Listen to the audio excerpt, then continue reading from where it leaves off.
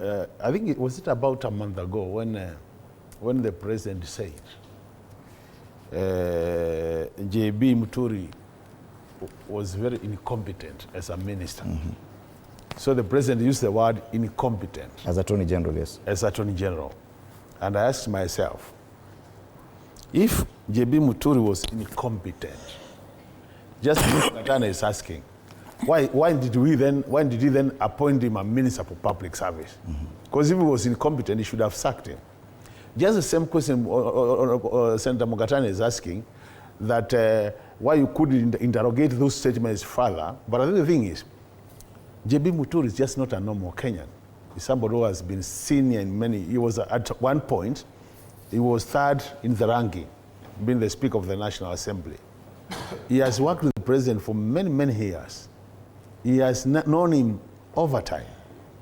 He has sat with him on a table signing a coalition agreement that I will work with you.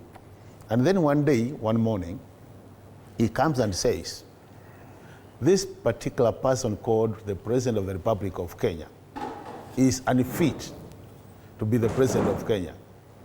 He is extremely corrupt. Do you think Kenya should take those statements just casually? I think that should not be the case. Why should Kenya should be asking themselves this? Why these statements are not any other statements? And that's what I'm saying, Rory. We need to interrogate that statement. You know, I'm sure what I'm about to say is applicable to all of us. Where I come from, we say that when you want to trap a rat, because you know rats are nuisance, and they would feed on our maize and everything. So we lay traps for them. When the rat is here, and you have a trap here, and then the rat is trapped, the kind of noise it makes when it's trapped and the kind of noise it makes when it's not trapped are totally two different noises. Mm-hmm. The president discussed with Kenyans, convinced Kenyans to vote for me, and we voted for him because he had never been the president. Now that he is the president, I think we have a right to say what we see him as the president of the Republic of Kenya. And that's what Muturi was saying, JB was saying, that now this gentleman is now the president of the Republic of Kenya. And being the president, I've worked with him for the last 2 years and a half, and I have made my conclusions that he's not fit to be the president, because now he's the president, and he's extremely corrupt. He could not say that before he became the president, just as an analogy of the rat. So I think, really, Mugatana, instead of saying we take these statements casually, you should be advising your boss that he needs to sit down and reflect, do internal reflection. Because I don't think it's only Muturi who has been using those two statements. I think a majority of Kenyans have been using them. Actually, the other day, there was a drama. You remember the drama? Majority of Kenyans? The normal school drama.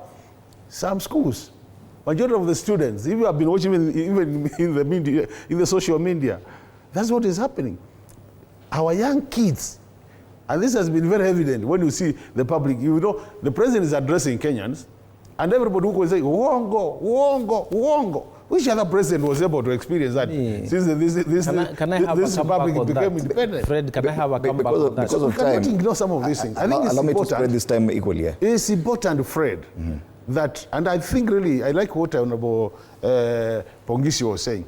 I think it's time the president listened to other people, not what friends like Mugatana are telling. Because I think Mugatanas are telling me you are doing well, and you realize he's not doing well when it would be told. Fred, and I need to get a cover. Yes, because okay, I'll be fair to you this way, because we have exactly 9 minutes. We have exactly 9 minutes.